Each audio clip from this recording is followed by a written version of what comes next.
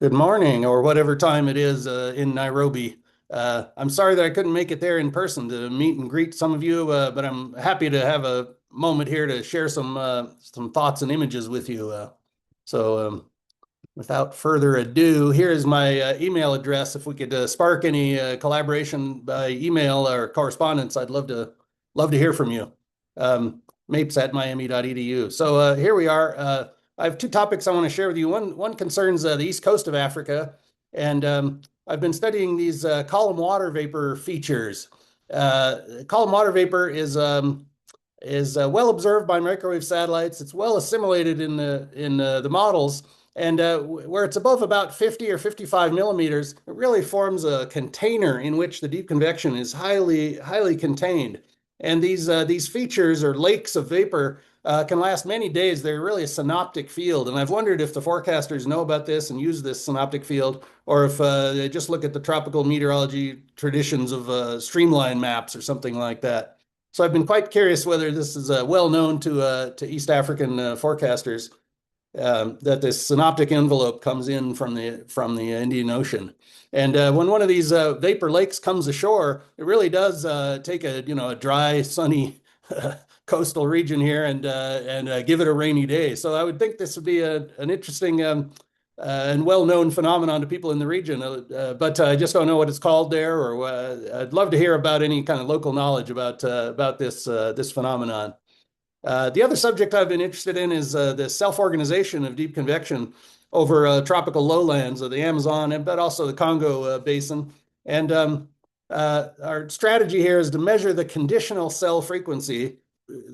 frequency of cells given another cell using infrared satellite data, which is abundant, and then simulate the effect of that conditional probability pattern in organizing convection. So we take a whole lot of data, measure all the cells in it, and we build the conditional probability of a cell later in the day given an earlier cell at the origin here.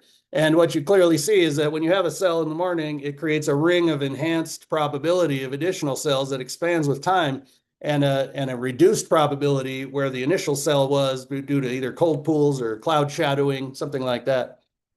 So that's a measurement you can make, but what are you going to do with it? Well, we can take this cell-cell conditional frequency, interpret it as a probability, and use it in a kind of a game here.